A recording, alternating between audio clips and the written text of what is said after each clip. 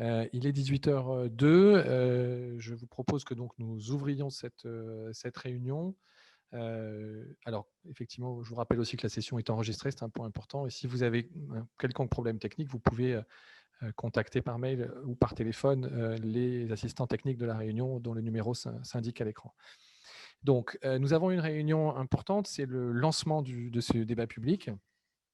Et c'est une réunion, finalement, ce n'est pas tout à fait la première réunion, puisqu'il y a eu des réunions avant le débat déjà, et certaines choses ont pu commencer. Aujourd'hui même, nous avons mené un débat mobile sur la commune des Saintes-Maries-de-la-Mer, et donc c'est vraiment aujourd'hui 12 juillet que les choses sérieuses commencent d'une certaine façon.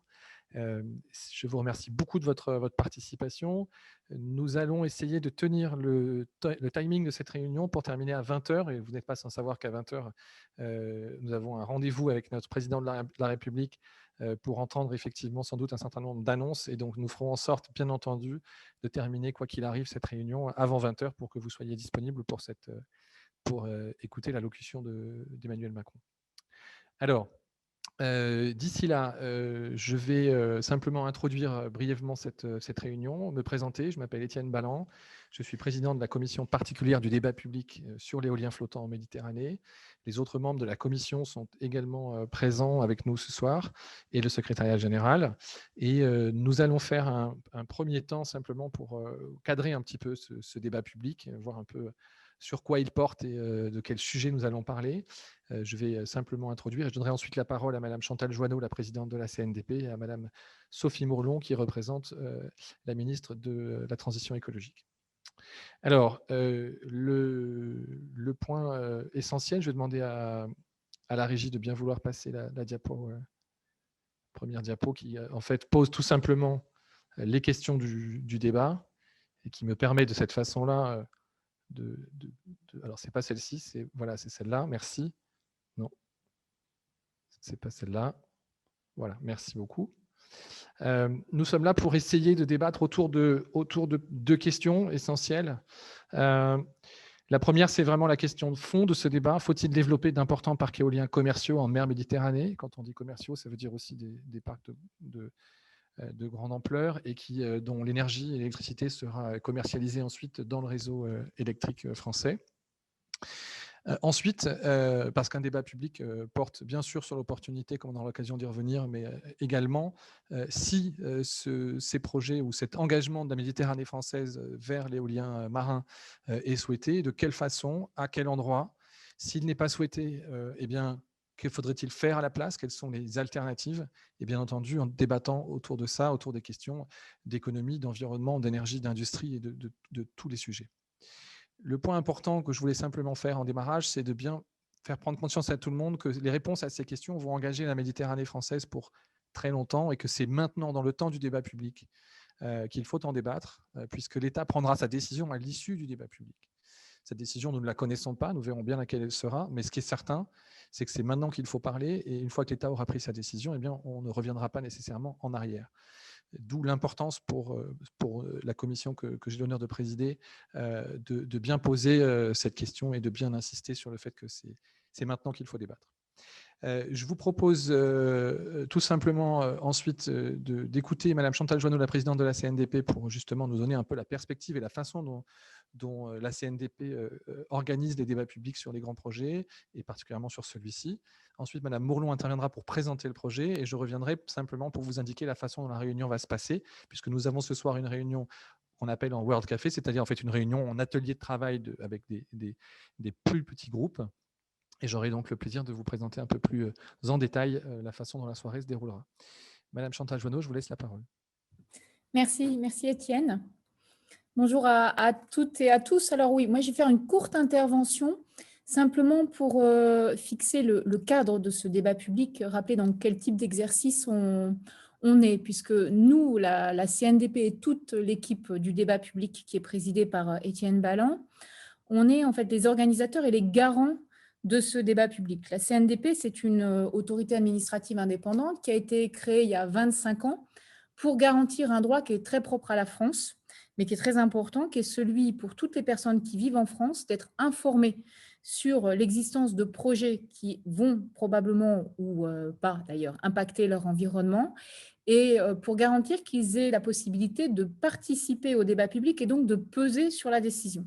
Donc c'est ce qu'on fait depuis 25 ans. On a fait déjà plus de 104 débats publics. On a aussi d'autres procédures qui s'appellent des concertations.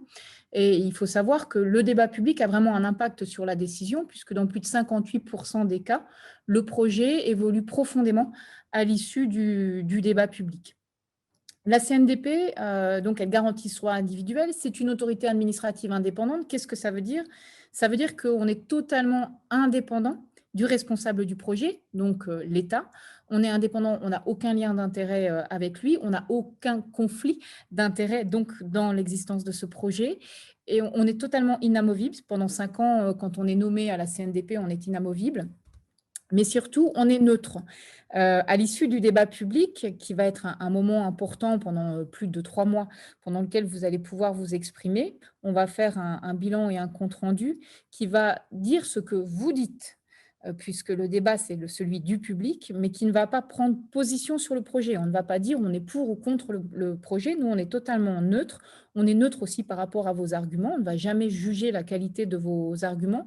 On va un petit peu les photographier et les donner à voir aux décideurs. Et ça, c'est vraiment important pour le décideur, puisque ça va lui permettre de voir ce qui pose question, ce qui ne pose pas question dans son projet. Et le débat, c'est un temps important, comme l'a rappelé Étienne, parce que c'est le moment où on va débattre de l'opportunité même du projet. Et ça, c'est dans le Code de l'environnement. Non seulement vous pouvez débattre, en l'occurrence sur le parc éolien, de ses grandes caractéristiques, de sa localisation potentielle, mais vous pouvez même débattre du fait de faire ou de ne pas faire un parc éolien, puisque c'est une exigence qui est posée dans le Code de l'environnement. Dernier point sur lequel je voudrais vraiment insister, c'est que le débat public, il n'a de sens, bien évidemment, que si on apporte aux décideurs une parole qui va au-delà des parties prenantes, c'est-à-dire des acteurs que le décideur a l'habitude de rencontrer. Donc, on va vraiment, nous, chercher le grand public, mais Étienne reviendra dessus.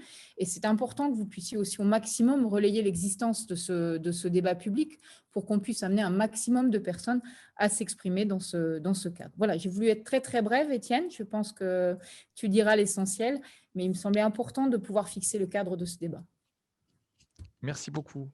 Merci beaucoup pour ce cadrage très clair. Je vais donner la parole maintenant à Sophie Mourlon, qui va présenter aussi sa fonction plus précise, bien entendu, et nous présenter le projet qui a été l'objet de la saisine donc, par le ministère et RTE, qui sont tous les deux porteurs du projet, de la CNDP, qui a donné lieu à ce débat public. Madame Mourlon, je vous en prie.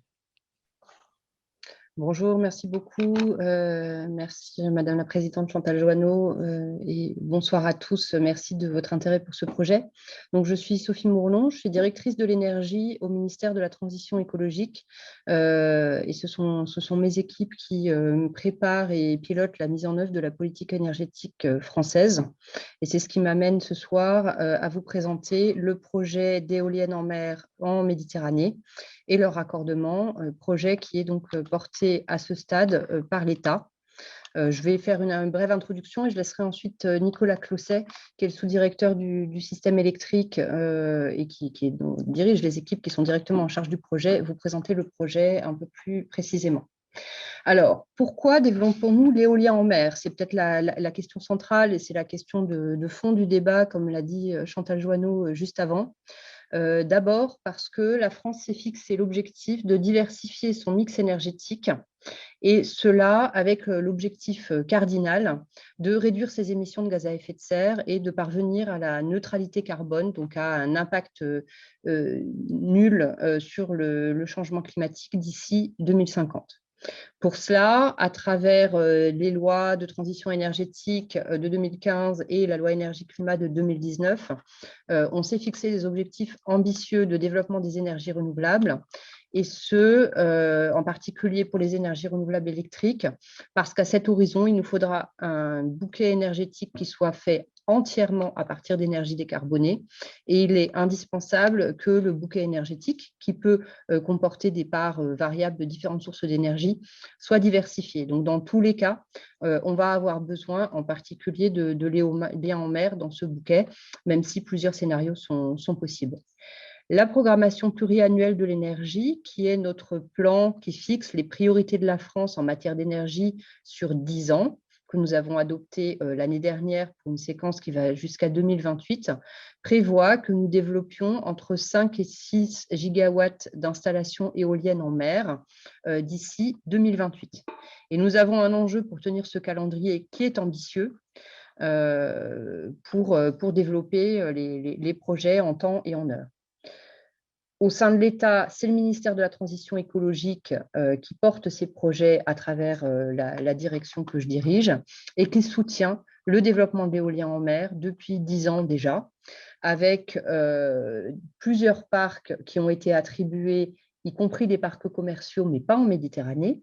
Un certain nombre de projets pilotes en Méditerranée ont été attribués, avec 7 parcs éoliens pour un total de presque 4 gigawatts qui sont répartis dans 5 projets en Manche et en Atlantique, et un certain nombre de débats publics qui ont déjà été portés sur des nouveaux projets en Normandie et au sud de la Bretagne. Peut-être sur le transparent suivant, on parle ce soir de la Méditerranée et du développement de l'éolien en mer en Méditerranée. 2 mots avant de passer la parole à Nicolas Closset sur le choix de la Méditerranée. D'abord parce que c'est une zone d'accueil particulièrement propice avec des atouts naturels pour l'implantation de parcs éoliens en mer flottants, avec des vents forts et réguliers, des marées de faible amplitude, qui sont des conditions très favorables à l'éolien en mer, et une grande profondeur qui en fait un terrain propice aux éoliennes flottantes. Ça permet d'installer des éoliennes en mer qui produisent davantage d'énergie de manière plus constante et dans des conditions économiques compétitives pour de l'éolien flottant. C'est également un territoire sur lequel les régions Occitanie et Provence-Alpes-Côte d'Azur disposent déjà d'une filière industrielle en plein essor, qui pourra prendre en charge ces projets et qui bénéficiera des retombées locales en termes d'emploi, de formation et de fiscalité, puisqu'on a déjà identifié plus de 100 entreprises en Occitanie et près de 300 en PACA qui pourraient déjà se positionner sur la chaîne de valeur et sont essentiellement des PME. Les 2 régions sont engagées d'ores et déjà pour le développement des énergies marines renouvelables pour assurer leur avenir énergétique et industriel, avec des objectifs de développement d'éolien en mer importants qui ont été inscrits dans leurs plans régionaux. Et puis, c'est un territoire qui a déjà l'expérience de l'éolien en mer, avec le développement en cours des fermes pilotes sur l'éolien flottant. Et donc, pour le développement de l'éolien en mer au niveau français et le développement du bouquet énergétique décarboné dont je parlais tout à l'heure, la Méditerranée est un des espaces, ça n'est pas le seul. On a également, comme je vous l'indiquais, l'ambition de développer des projets en Normandie, en Manche et sur la façade atlantique, mais c'est un des territoires qui présente des caractéristiques très favorables à un éolien en mer efficace, économique et aux impacts maîtrisés. Voilà, je vous propose pour une présentation plus complète du projet de continuer avec Nicolas Closset.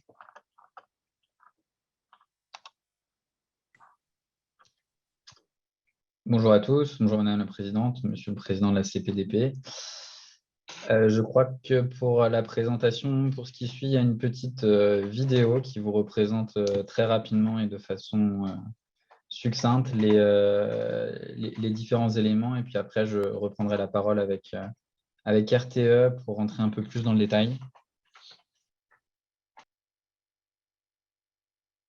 La France a engagé sa transition énergétique.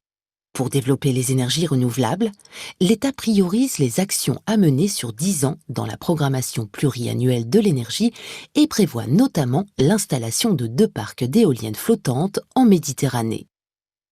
Grâce à leur technologie innovante, les éoliennes flottantes ont une forte productivité. Elles peuvent en effet être installées loin des côtes, là où les vents sont forts et réguliers, sur des flotteurs ancrés au sol marin. Au niveau mondial, cette technologie est en expansion. Développer cette filière en France dès aujourd'hui, c'est à la fois diversifier la production électrique française et saisir une opportunité économique majeure.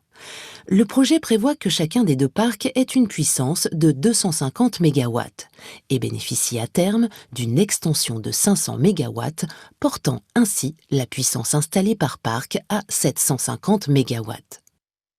L'énergie produite serait transportée vers le réseau électrique par RTE, gestionnaire du réseau de transport d'électricité avec un raccordement mutualisé entre chacun des parcs et leur extension. Ce sont des entreprises spécialisées qui développeront chaque parc éolien, puis son extension. Une première procédure d'appel d'offres prévoit d'attribuer en 2022 la construction des premiers parcs à un ou deux lauréats, puis une seconde, à partir de 2024, confiera la construction de leurs extensions à un ou deux lauréats. L'État, après concertation des acteurs locaux, a identifié 4 zones d'études en mer propices à l'implantation de parcs d'éoliennes flottantes. 4 zones d'études pour le raccordement électrique comprenant chacune une partie en mer et une partie à terre ont aussi été déterminées. De nombreux enjeux se conjuguent au sein des zones étudiées en mer et à terre. Biodiversité, défense nationale, sécurité et trafic maritime, présence de 3 fermes pilotes d'éoliennes flottantes en cours de déploiement, tourisme et loisirs nautiques, pêche et aquaculture, activités économiques et portuaires, patrimoine et paysages, foncier agricole. Les parcs éoliens et leurs raccordements devront être installés dans les zones où les impacts sur l'environnement et les activités humaines seront les plus faibles. Dès aujourd'hui, le public est invité à prendre part à un débat public. Il pourra notamment participer à la définition des caractéristiques du projet, en particulier la localisation des futurs parcs et de leur raccordement. L'État souhaite que le débat permette d'identifier au moins 3 zones préférentielles pour l'implantation de 2 parcs éoliens et de leurs corridors de raccordement respectifs. Au moins une zone préférentielle devra être située en région Occitanie et une en région Provence-Alpes-Côte d'Azur. Pour en apprendre plus sur le projet, l'État et RTE ont élaboré plusieurs documents d'information à destination du public, tels que le dossier du maître d'ouvrage, un livret technique ou un atlas cartographique. Vous les retrouverez sur le site de la CNDP qui vous permettra également de prendre part au débat.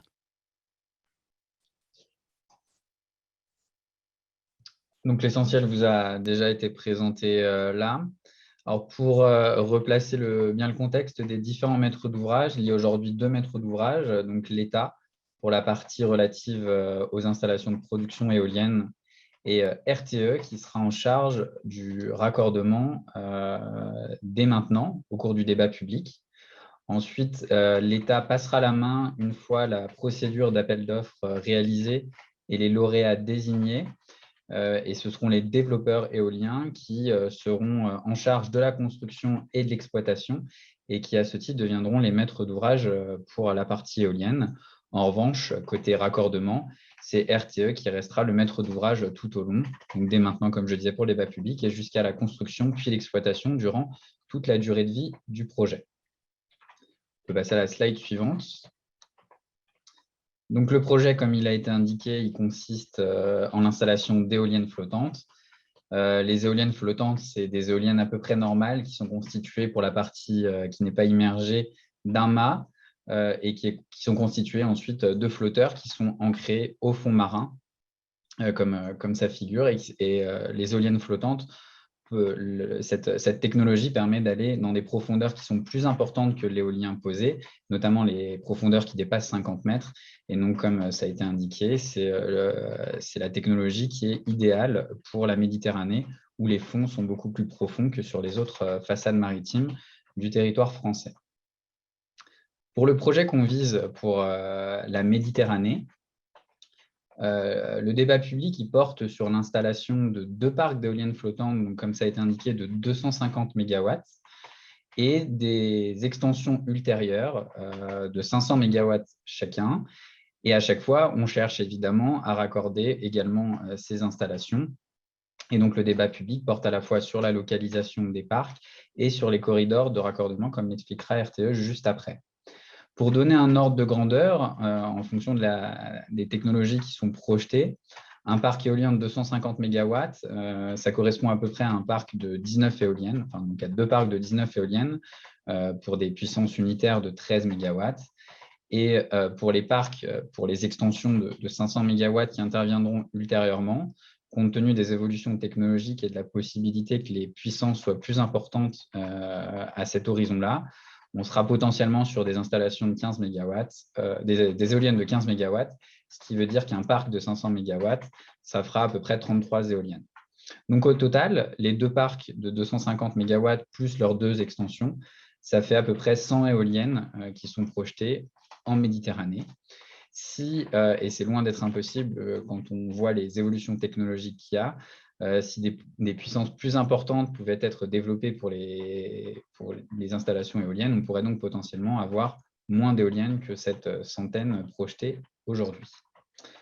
Je passe maintenant la parole à Pascal Hénaff pour vous présenter le raccordement donc, pour RTE, qui est commaître d'ouvrage avec l'État. Bonjour à tous. Bonjour à tous, donc Pascal Hénaff, je suis pilote de projet à RTE dans un groupe qui s'appelle Réseau en mer. Donc RTE est une entreprise de service public qui est chargée d'exploiter, de maintenir, de développer le réseau de transport d'électricité.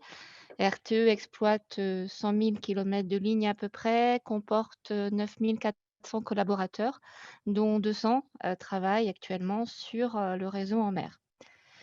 L'État a donné à RTE la mission d'aller collecter l'énergie produite en mer, de la ramener à terre pour qu'elle puisse être utilisée par tout le monde. Et c'est dans ce cadre-là donc RTE participe à ce débat public en tant que maître d'ouvrage aux côtés donc, de l'État.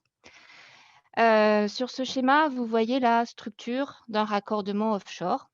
Je vous propose de le balayer des éoliennes vers la terre et de vous concentrer sur la partie qui est dans les pointillés bleus, qui est la partie qui concerne RTE.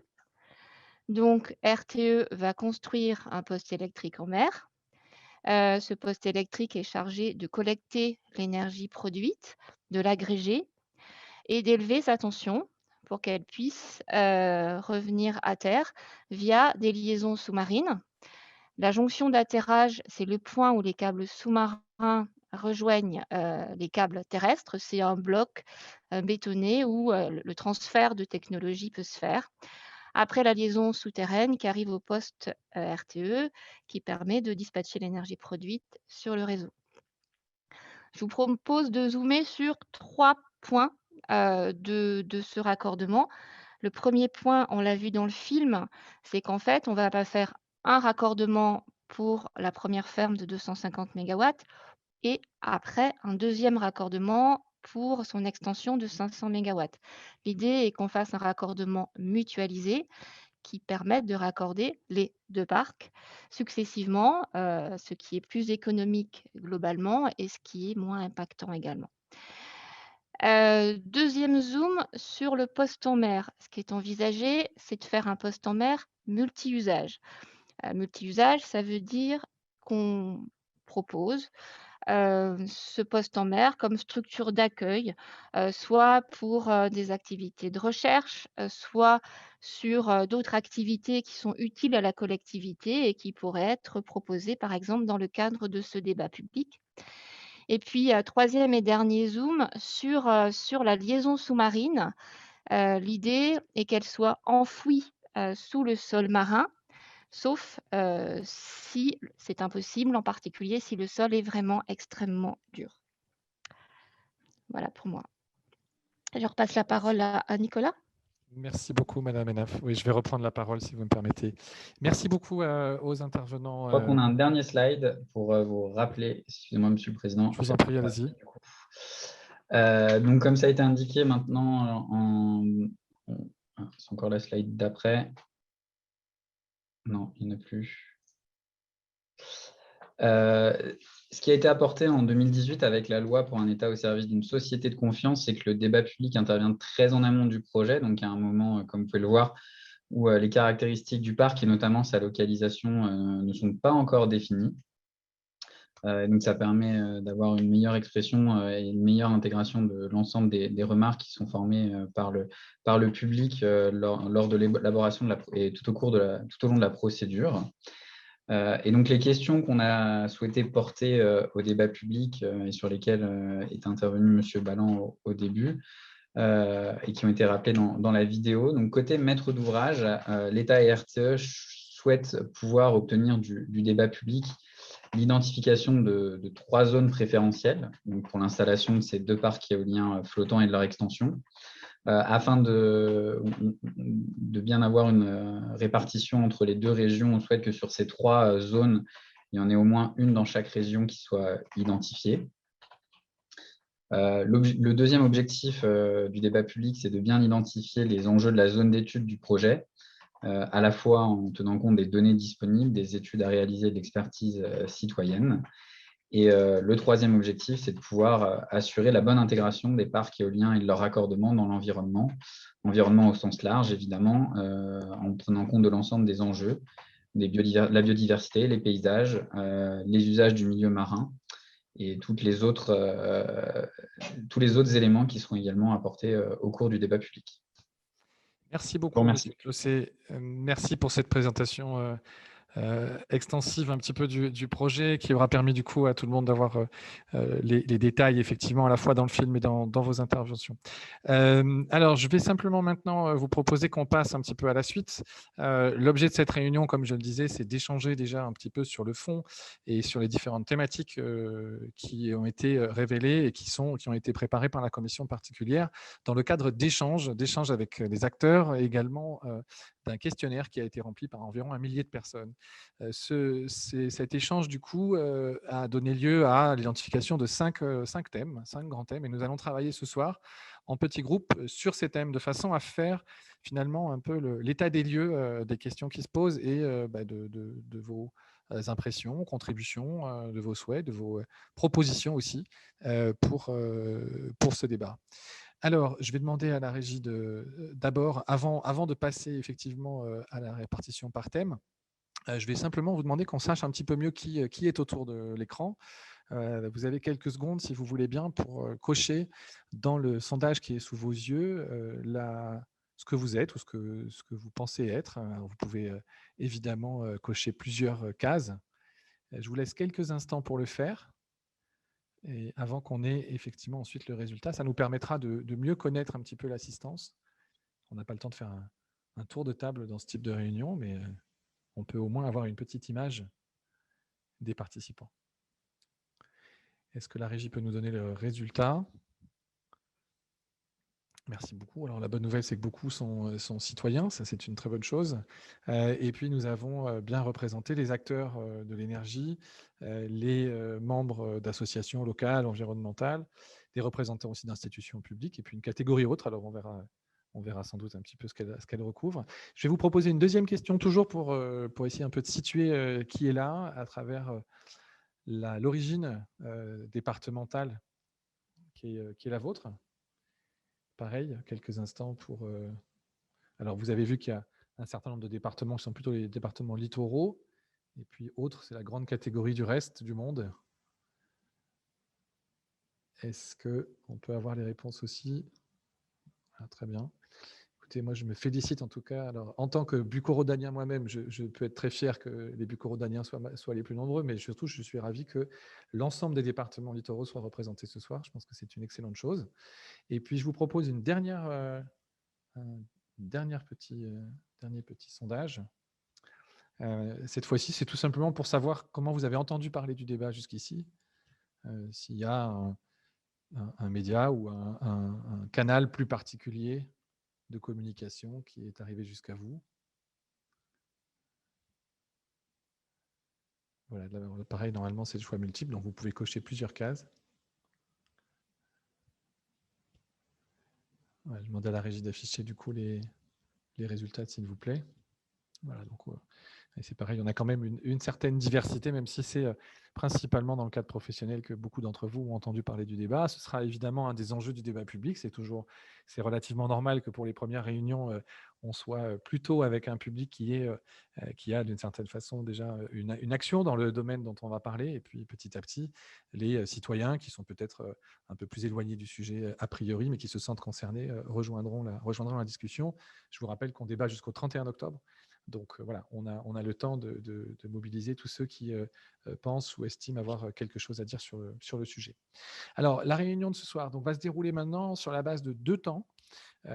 On a identifié les 5 thèmes qui vont apparaître à l'écran. Et ce que nous vous proposons, en fait, c'est de façon aléatoire, en fait, de vous répartir dans des groupes de travail et 2 fois, c'est-à-dire une première fois pendant une trentaine de minutes.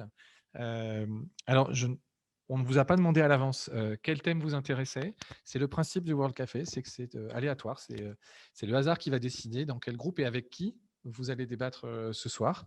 C'est aussi une façon, d'une certaine manière, de créer aussi la diversité des points de vue et que toutes les personnes intéressées ou les associations écologistes, par exemple, n'aillent pas toutes sur le thème de l'environnement ou que les acteurs industriels n'aillent pas tous sur la technologie et la politique industrielle. C'est vraiment cet objectif. Donc, je vous remercie beaucoup de jouer le jeu et on le fera une première fois pendant une trentaine de minutes. Et puis, ensuite, sur les mêmes thèmes, vous serez à nouveau redispatchés chacun dans un thème et donc vous rencontrerez d'autres personnes, un autre groupe. Donc, on fera du coup une première session de 30 minutes et puis ensuite on reviendra en plénière. Vous serez à nouveau redispatchés pour une deuxième session de 30 minutes et on fera à la fin de la réunion un petit compte rendu de ce qui se sera dit. Un point important dans ce type de réunion, c'est que ce qui va être dit pendant la première session sur un thème, eh bien, vous allez le découvrir vous-même quand vous arriverez sur le même thème en deuxième session. Eh bien, vous découvrirez ce que les autres participants auront déjà débattu lors de la première session. De cette façon-là, il y a une continuité entre les 2 sessions. Ce ne sont pas les mêmes personnes qui discutent, mais les secondes héritent quelque part du travail qu'ont fait les premières. Bien entendu, en Zoom, en distanciel, c'est un exercice qui est un peu plus délicat. Donc, je vous demanderai, bien entendu, de prendre la parole, d'abord d'allumer vos caméras pendant les sessions de façon à ce que bien tout le monde puisse se voir, à ce qu'on puisse avoir du débat dans chacune de ces sessions. Et puis, bien entendu, de bien vouloir tenir jusqu'au bout, c'est-à-dire qu'on va être rebasculé en plénière pendant quelques secondes entre les 2 sessions et il faudra ensuite revenir dans une autre salle. Voilà, donc j'espère que c'est à peu près clair. Donc je répète, vous n'avez pas décidé des thèmes, mais les voici à l'écran. Alors, ces 5 thèmes, je vais les présenter très brièvement. Les animateurs ensuite vont vous proposer un peu des questions pour démarrer. Ils couvrent, selon nous, une grande partie des sujets que le débat doit poser. Je rappelle une chose importante. L'ensemble de ces thèmes sont à regarder au regard pas seulement de ce que M. Closet a dit à la fin de son intervention, qui est tout à fait intéressant, notamment des attentes de l'État vis-à-vis du débat public, mais il faut bien les regarder au regard de l'ensemble de ce que le débat public doit poser comme question, et donc notamment de la question de l'opportunité du projet. Je voudrais bien redire à tout le monde que nous ne sommes pas là pour faire un débat uniquement sur les lieux, sur les zones, sur la localisation. Nous débattrons de la localisation, et dès ce soir, si vous voulez, dans les ateliers, vous pouvez en débattre, mais nous sommes là en premier lieu pour débattre de l'opportunité. Faut-il ou non que la Méditerranée française s'engage dans la construction de grands parcs éoliens commerciaux? Voilà la question qui va nous animer et à travers ces 5 thèmes, nous allons essayer de commencer à y répondre. Bien entendu, le temps sera court, on sera sûrement un petit peu frustré à la fin de la réunion, mais je vous garantis que sur ces 5 thèmes, nous aurons l'occasion d'approfondir de façon beaucoup plus forte en septembre et octobre.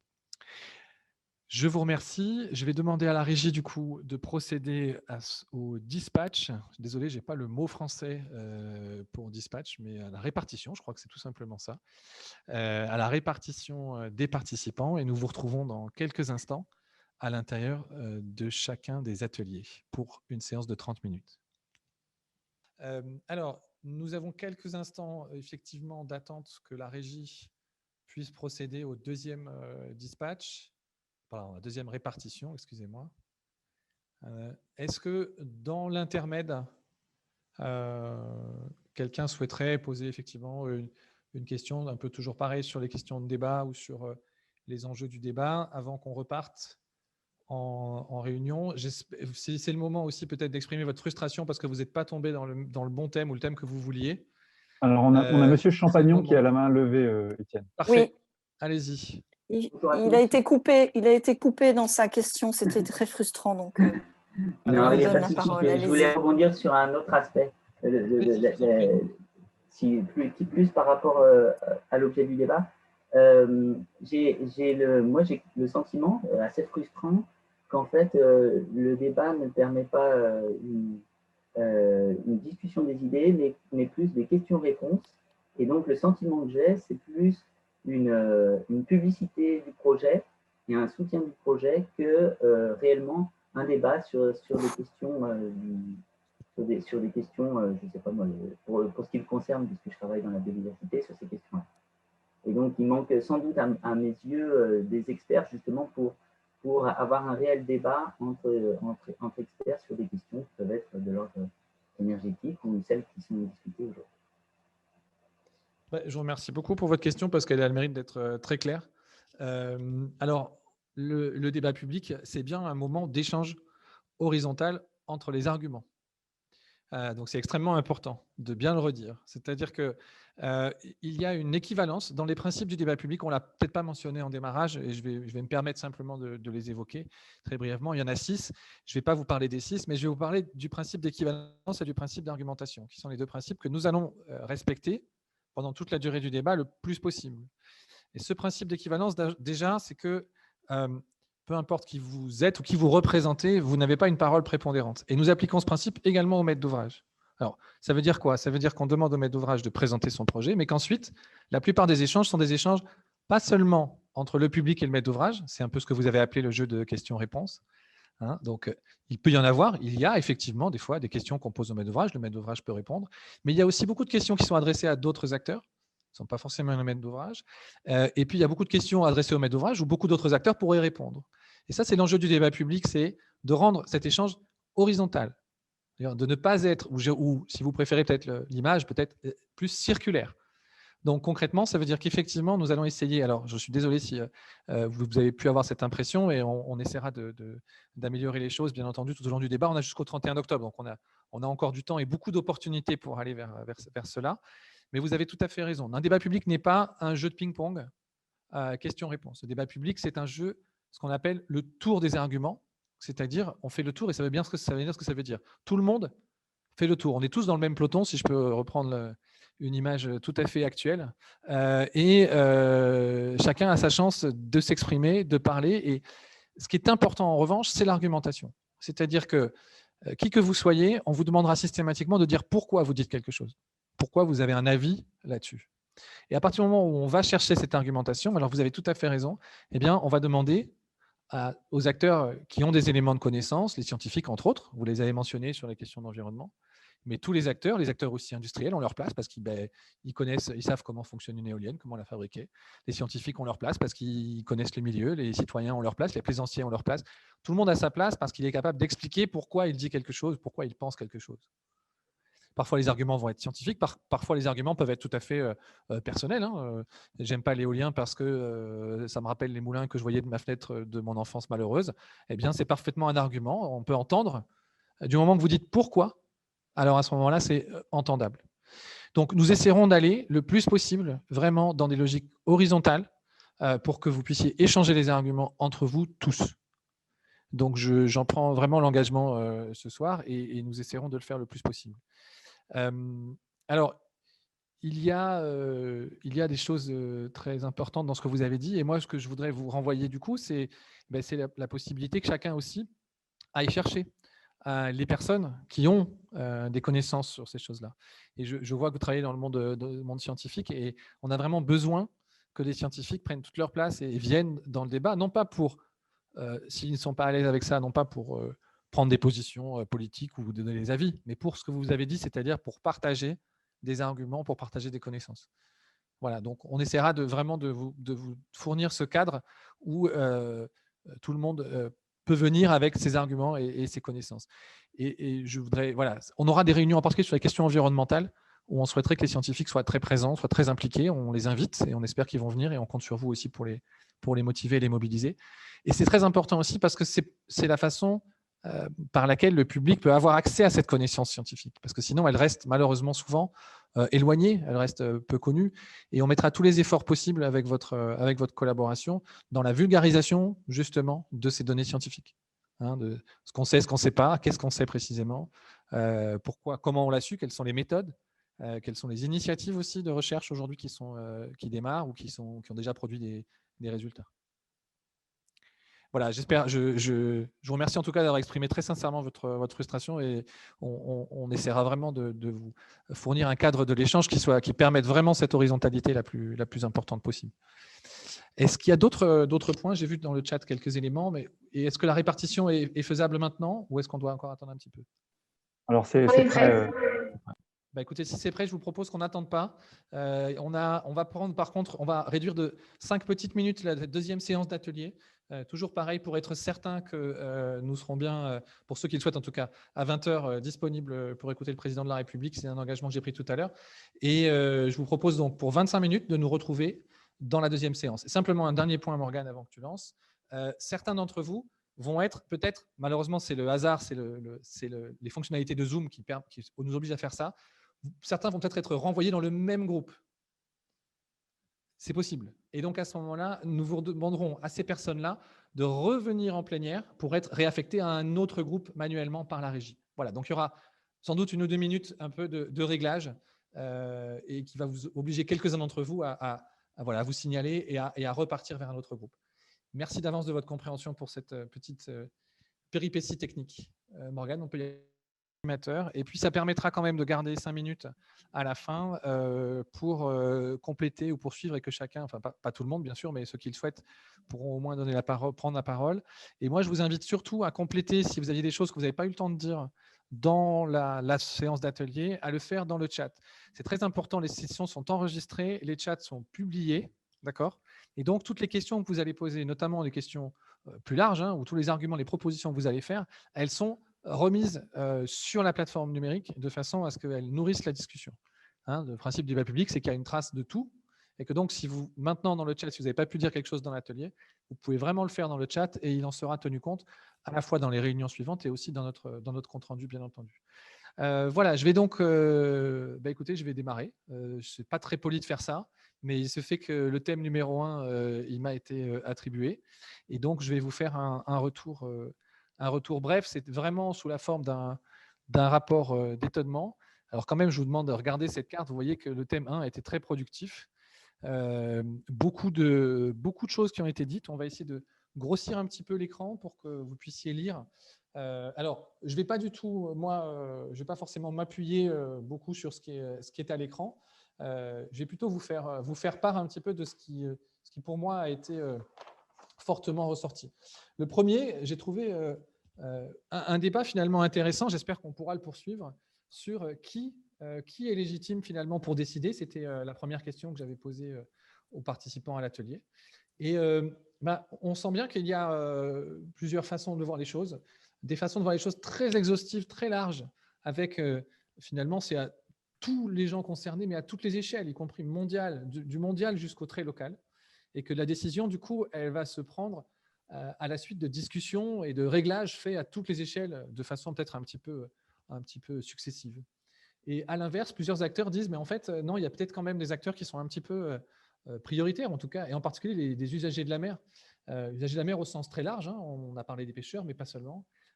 C'est-à-dire finalement les gens qui aujourd'hui sont en charge ou sont les personnes qui connaissent le mieux la mer et qui la fréquentent et qui l'utilisent. Le deuxième point, j'ai trouvé intéressant la volonté, en tout cas, de questionner le projet pour la mer. C'est-à-dire quel projet on a, alors à la fois pour la mer et pour l'énergie. Dans notre atelier, on s'est questionné, est-ce qu'il faut effectivement exploiter la mer? Est-ce qu'il faut la conquérir? Première question.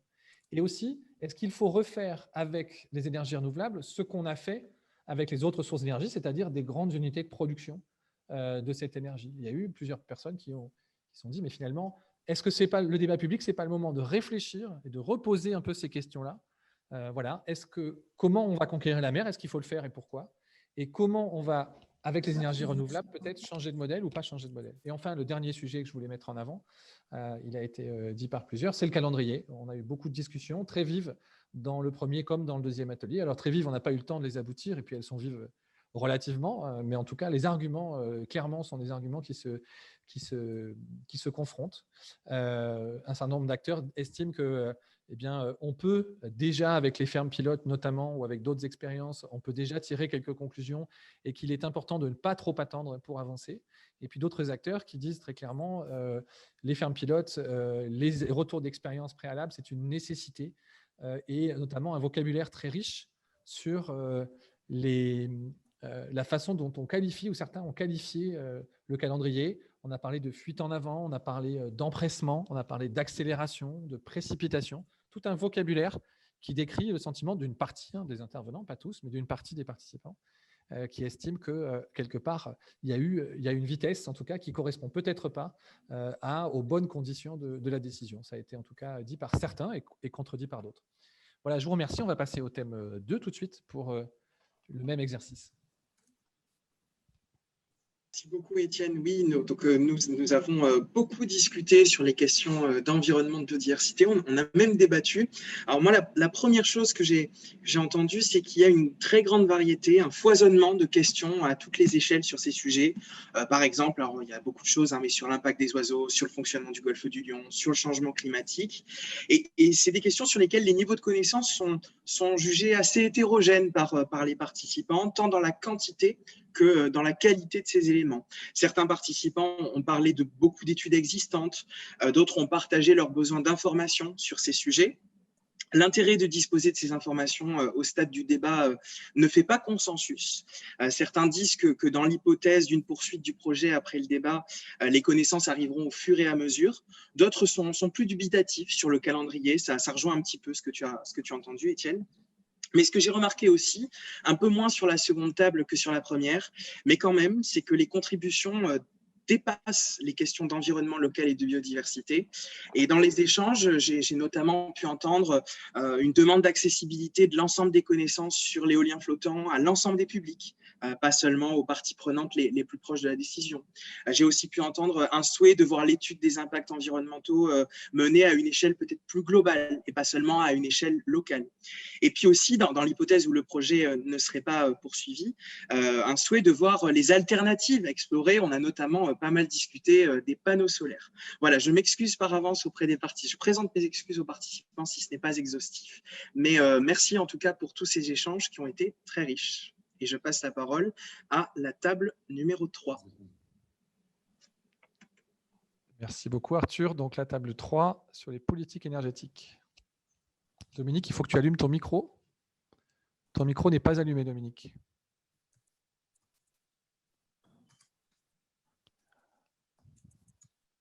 Alors, Dominique.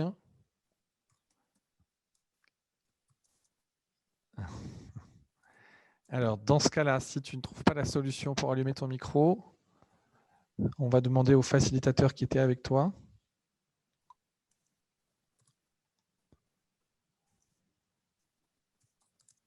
Ça y est, j'y arrive. Ça y est, excusez-moi, bon. Okay. Je ne trouvais pas le bon bouton. Pardon.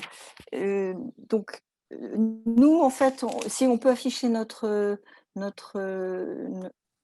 klaxon, on a un certain nombre, il y a beaucoup de sujets qui ont été abordés et des sujets qui ne relevaient pas forcément de notre thématique d'ailleurs, mais au démarrage déjà sur l'acceptabilité, qui était la question posée de l'éolien offshore dans l'introduction du renouvelable dans le mix énergétique. Il y a eu beaucoup de discussions justement sur l'addition de la production des énergies au lieu de la substitution. C'est revenu à plusieurs reprises. Je ne crois pas que les intervenants d'ailleurs qui ont posé ces questions-là ont été très satisfaits de complètement des échanges parce qu'on n'a pas été jusqu'au bout, mais c'est vraiment revenu à plusieurs reprises dans les deux groupes, cette histoire de se poser la question de savoir si en fait, quand on veut diminuer à 50% la part du nucléaire dans le mix, est-ce que ce n'est pas simplement parce qu'on augmente la production globale ?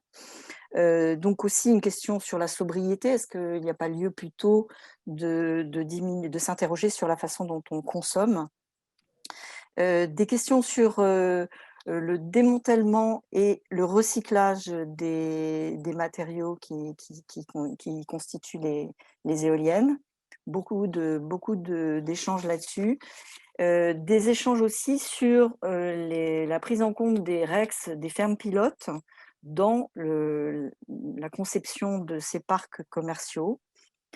Et enfin, ce qui m'a aussi frappée, c'est l'accélération et la précipitation des décisions que certains partagent, hein, le sentiment d'avoir une précipitation alors que les acteurs locaux ne sont pas forcément prêts et que du coup, les retombées locales ne seraient pas évidentes. Voilà, ce sont les choses un peu saillantes et bien sûr, pardon à tous les autres sujets que je n'ai pas évoqués, qui étaient tout aussi importants, mais c'est les 4 choses qui m'ont paru essentielles dans ces échanges. Et je vous remercie. Merci. Merci beaucoup, Dominique. On va passer du coup au thème 4. Oui, merci. Donc, le thème 4, nous avons abordé usage et paysage, donc avec une évolution du premier groupe au deuxième. Le premier groupe, on a abordé les besoins de transparence pour qu'une cohabitation des usages puisse être réussie dans le cas où le projet se réalise, sachant que les catégories d'usagers connaissent bien la mer, hein, en particulier, bien entendu, les pêcheurs. Et on est rapidement allé à une réflexion citoyenne pour que ces usages soient partagés. Il faut que le citoyen ait aussi conscience du projet qui est à venir, qu'il soit usager ou non de la mer d'ailleurs, hein, et puisse aussi comprendre ce qui est en train de se passer. La question de l'urgence climatique est arrivée aussi, et les projets sur l'idée d'avoir un vrai retour, voilà, pour qu'on s'y retrouve. Le partage des usages aussi, il y a eu des expériences sur la posture des plaisanciers qui, précisément a priori, n'ont pas tellement de problèmes avec l'implantation de parcs éoliens dans la mesure où les projets sont à plus de 20 km des côtes. Et la question de la gêne des pêcheurs, où là, l'idée sur certains REX, c'est de pouvoir faire de la cohabitation et que du coup, ça soit, c'est moi qui utilise le mot, ce n'est pas celui-là qui avait été choisi, une forme de gagnant-gagnant, en tout cas de partage de l'espace qui puisse être compatible pour les uns et pour les autres. Sur la question du paysage, je pense que mon temps est compté. C'est pas le problème, et on l'a vu, ça n'est pas vu de la distance, ça n'est pas notre point de vue de la mer, c'est peut-être une autre réflexion à avoir. Là, il y a des remarques sur prendre l'éolien dans sa globalité, dans son impact dans le paysage air et sous la mer, et surtout cette question qu'il est dans un milieu que l'on croit vide, mais en fait, c'est un milieu qui est déjà, le mot était très intéressant, c'était déjà une grande pression du milieu marin, et donc il faut prendre l'éolien comme un tout et réfléchir globalement sur son impact dans un site déjà très, très, très sous pression. Merci beaucoup, Sophie. On va passer au 5e thème, qui je vais demander de faire très court également. Très court. Alors, l'enjeu technique, c'est un coût d'entrée important. Hein, donc, ça peut expliquer qu'il y a eu un moindre partage de questions, nous, au démarrage de notre atelier. Ça se vérifie sur le klaxon que vous voyez à votre écran. Je passe donc sur les enjeux techniques très précis qui ont parfois fait l'objet d'échanges un peu pointus, pour revenir plutôt sur 3 points plus généraux. Premièrement, un point qui concerne l'importance de pouvoir développer autour de l'éolien des filières de formation et d'emploi qui puissent être locales. Hein. C'est un élément clé qui est revenu. Et pourquoi un élément clé? Parce qu'il y a notamment un certain nombre d'atouts déjà qui ont été listés sur les territoires méditerranéens français. Notamment, il y a une réflexion, ça a été dit, à mener avec Port-Saint-Louis-du-Rhône qui se questionne beaucoup sur ces sujets, avec une filière universitaire qui pourrait être créée autour de l'éolien. Il y a une formation déjà, par exemple, BTS à Nîmes. Si on va plus loin du côté du golfe de Fos, on pourrait s'appuyer sur le réseau industriel, hein, qui est extrêmement concentrateur de compétences pour le développement d'une filière power to gas. Alors, on n'a pas eu le temps de partager le concept, donc je ne le connais pas plus que vous. Ça permettrait a priori de limiter l'intermittence des éoliennes. On a dit qu'on en débattrait plus tard parce que c'était compliqué de l'aborder, vous imaginez bien, en si peu de temps. En tout cas, un certain nombre de ressources, mais qu'il faudrait vraiment mettre à contribution dans l'idée d'un projet qui ait des retombées locales. Voilà. Ensuite, la France, si on prend à cette autre échelle, il a été constaté que si elle espérait être aussi en position de force, peut-être sur ces éoliennes offshore, c'était parce que ça a été mis en débat, elle engage des acteurs du monde pétrolier avec un important transfert de technologie à la clé. Voilà, c'est un sujet qu'on a déjà perçu. Il suscite des avis contrastés, on le sait. C'était rappelé quand même que derrière, il y avait ce transfert de compétences important qui venait de ce monde-là.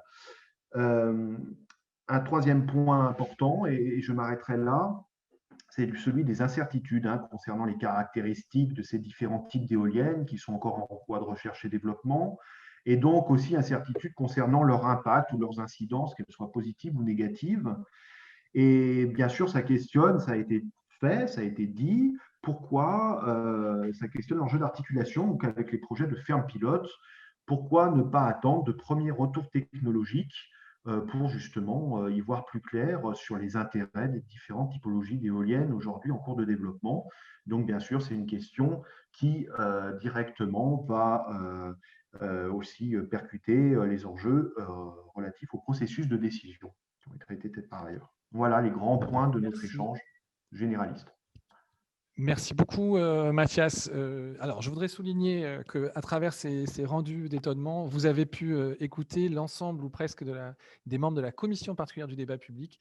Donc, ils sont évidemment, on est tous une équipe qui est à votre disposition pour organiser l'échange, à l'exception de Martine Bartholomé, mais qui était avec Sophie Bertrand-Balanda aussi. Donc voilà, vous avez entendu presque tout le monde. Un grand merci à vous de votre participation, d'être resté aussi assez tardivement. Alors, j'espère que vous avez pu, dans le chat, et j'ai vu déjà un certain nombre d'éléments de discussion dans le chat. Au vu de l'heure, je ne vais pas pouvoir vous redonner la parole malheureusement pour qu'on puisse effectivement conclure et comme je m'y étais engagé, terminer avant 20h. C'est pourquoi je voudrais vous remercier très chaleureusement et donner, si vous êtes d'accord, la parole à Chantal Joanneau pour qu'elle fasse un petit peu sa conclusion. Elle a assisté notamment à la dernière partie de la réunion sur les rendus et ce serait intéressant d'entendre aujourd'hui finalement ce qu'elle voit comme perspective pour ce débat déjà et qu'elle puisse réagir en quelques mots, en 2 minutes très précisément. Merci Chantal. Merci Étienne, je vais tenir les délais, il n'y a aucun problème. C'est intéressant parce que c'est en fait le 11e débat public qu'on a sur un projet de parc éolien en mer et on a fait en plus 3 concertations préalables. Et ce qui est très intéressant, c'est qu'on retrouve toutes les problématiques, tous les questionnements autour des projets de parcs éoliens en mer. Donc, nous, on a déjà un gros retour d'expérience autour de ces dossiers. Il y a 2 points sur lesquels je voudrais insister. La question de l'environnement. C'est une question récurrente, d'avoir des données qui permettent d'éclairer le débat sur les enjeux environnementaux de ce type de projet. Et j'insiste toujours très lourdement sur le fait que ça devient vraiment un impératif face à la multiplication de projets de parcs éoliens en mer. Le deuxième aspect qui revient de manière récurrente, c'est la question de l'opportunité. Puisqu'on nous dit souvent, et c'était dans le chat d'ailleurs, finalement, vu qu'il y a des objectifs qui sont fixés dans la PPE, est-ce que réellement le débat public va permettre de peser sur la décision ? La réponse est oui. De toute façon, juridiquement, c'est une obligation. Toute décision, évidemment, peut être rapportée. Donc oui, le débat public peut peser sur la décision. On a la preuve qu'il pèse sur la décision. Et le dernier élément, c'est qu'on est au tout début du débat public, que Étienne et son équipe foisonnent en général d'idées pour justement créer des modalités qui permettent cet échange en fait, entre publics, ce que disait Étienne tout à l'heure. Pour nous, le débat public, c'est le débat pour le public, mais surtout par le public. Donc, plus vous avez d'idées sur des modalités de participation, plus on est preneur. Vraiment, on est tout à fait preneur. Donc, n'hésitez pas, tournez-vous vers Étienne et vers son équipe. On est là en fait pour vous et vraiment, on est là pour que le débat public soit complètement pris en charge par le public. Un grand merci. Merci Étienne, je crois qu'on a tenu les délais, il est 59. Merci beaucoup. Une très bonne fin de soirée à vous tous et à très vite, j'espère, sur les modalités du débat et sur les réunions et les différents échanges, et notamment en septembre-octobre, pour approfondir vraiment beaucoup toutes les thématiques que vous avez mis en évidence ce soir. Merci à tous. À très bientôt. Au revoir. Au revoir. Bonne soirée. Au revoir. Merci à tous. Au revoir. Bonne soirée. Au revoir à tous.